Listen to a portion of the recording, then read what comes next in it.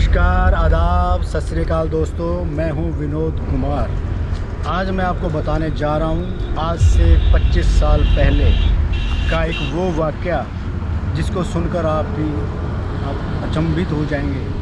और उस पेड़ के बारे में बताऊंगा आपको मैं, जो पेड़, उसके कारनामे, वहाँ पे जो आवाज़ें, वो सब आज मैं बातचीत के माध्यम से आपको बताऊंगा।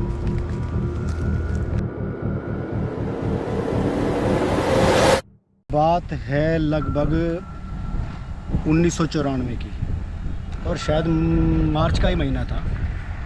हम 4 दोस्त, और हम गांव के रहने वाले हैं एक्चुअली। हम जो है घूमने के लिए खेतों की तरफ चले गए थे, और वहाँ पर कोई लगभग 10-11 का टाइम हुआ रात का। तो जब हम उस पीपल के पेड़ के नीचे से गुजर रहे थे तो अचानक ही हमें अजीब अजीब सी आवाज़ें आने लगी। और वो आवाज़ें इतनी खौफनाक थी, इतनी मतलब डरावनी थी कि हम चारों के चारों भौचक्के रह गए। मतलब ये समझ नहीं पा रहे थे कि ये सुनसान जगह पे इस तरह की जो आवाज़ें आ रही हैं। और फिर वहाँ पर कोई बिजली की व्यवस्था भी नहीं थी। वो कुटिया जो है, थोड़ी देर के बाद ही जो कुटिया थी बिल्कुल रेड हो गई। और हम डर के मारे कोई लगभग उससे 50 मीटर दूरी पे हम एक जगह चारों दोस्त छुप कर बैठ गए, क्योंकि डर भी लग रहा था। उम्र भी यंग तो थे, लेकिन इस तरह का किस्सा कभी ना तो आंखों से देखा था और ना ही सुना था।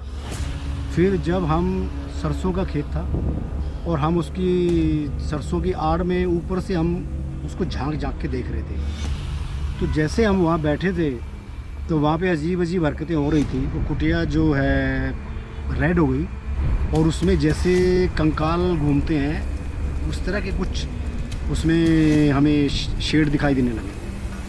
तो जब हम वहाँ बैठे थे तो उसी रास्ते से कोई व्यक्ति उधर से गुजर रहा था। तो जब उसने भी वो सब देखा तो जहाँ हम छुप के बैठे थे वो उसी रास्ते से अंधेरे में जब वो उधर से आने लगा तो वो एकदम से जब हम लोगों को देखा तो घबरा गया। और उसके हाथ में साइकिल थी उसके पास, मुझे याद है, और साइकिल गिर गई थी उससे। तो फिर हमने उसको बोला, घबराओ मत, हम इंसान हैं, डरो मत, हम भूत नहीं हैं। तो वो कहने लगा कि हमने पूछा, भाई तुम इधर से कहाँ से निकल रहे हो, खेतों में से, रास्ते से क्यों नहीं जा रहे? तो उसने कहा, सर मैं ये जो यहाँ पे एक्टिविटीज़ है मैंने देखी है, ये बहुत डरावनी है, और मैं डर के मारे इधर से निकल रहा हूँ। ताकि उसका गांव जो है वहाँ से कोई 3-4 किलोमीटर दूर था। वो सोच रहा था कि मैं इधर से छुप के अपने गांव निकल जाता हूँ। तो फिर वो एक्चुअली वो मिलिट्री में था। उसने बताया मैं मिलिट्री में हूँ और छुट्टियों पे आया हुआ हूँ घर पे। तो उसने बोला कि ऐसा करते हैं, मुझे एक छोटा सा डंडा ला के दे दो, मैं अकेला जाके देखता हूँ क्या सब ये हो रहा है। तो बड़े बुज़ुर्गों से हम लोग सुनते थे, भाई ये कोई प्रेत आत्मा होती है, हवा होती है कोई, और ये जो है चोट भी कर सकती है, हमें दिखाई भी नहीं देगी। तो हमने सोचा कि भाई साहब आप रहने दो, खाम का कोई जोखिम खाम का मोल ले लेंगे, कोई फ़ायदा नहीं है।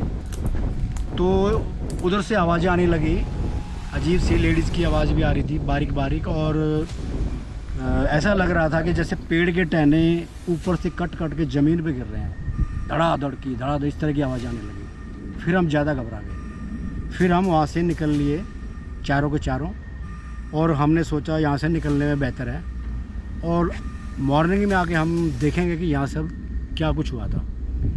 तो फिर वो आदमी भी हमारे साथ, और चारों हम लोग वहाँ से निकल लिए। जब थोड़ी दूरी पे चले थे हमें एक बुज़ुर्ग आदमी मिला।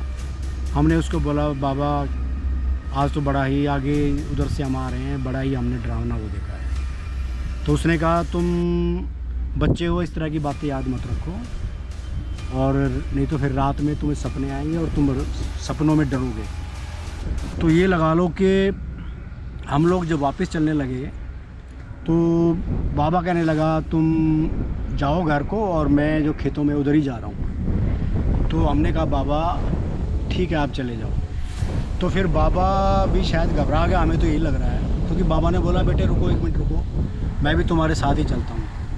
तो वो बाबा भी हम लोगों के साथ वापस गांव की तरफ हम लोग चले आए। तो रास्ते में क्या हुआ कि बाबा ने हमें बोला कि आज तो तुम रात को ऐसे आ गए हो, आइंदा मत आना, क्योंकि यहाँ एक बड़बेरी का पेड़ भी है जिसमें रात को एक लड़की की रोने की आवाज़ आती है, और तुम जो है ये इन बातों से ध्यान हटाओ और अपने काम में व्यस्त हो जाओ, और मॉर्निंग में भी आने की तुम्हें ज़रूरत नहीं है। लेकिन हमारी उम्र ऐसी थी, हमने कहा नीचे कुछ भी हो जाए मॉर्निंग में हम ज़रूर आएंगे देखने। तो अगले ही दिन हम मॉर्निंग में वहाँ देखने आते हैं। ना तो वहाँ कहीं पे आग जली, ना वहाँ कोई बिजली का कनेक्शन, ना कोई वहाँ साफ़ सफाई, और कुछ भी हमें ऐसा सबूत नहीं लगा कि किसी ने आग जलाई होगी या कुछ भी नहीं। तो उसके बाद ये सारा किस्सा जो होता है, तो जब भी मैं उधर से गुज़रता हूँ तो मुझे बड़ा ही मतलब अट्रैक्ट करता है वो। और मैं दोस्तों आपको दिखाऊंगा, वो पेड़ भी दिखाऊंगा अभी आपको मैं, और वो छोटी सी कुटिया भी दिखाऊंगा आज वो किसान में।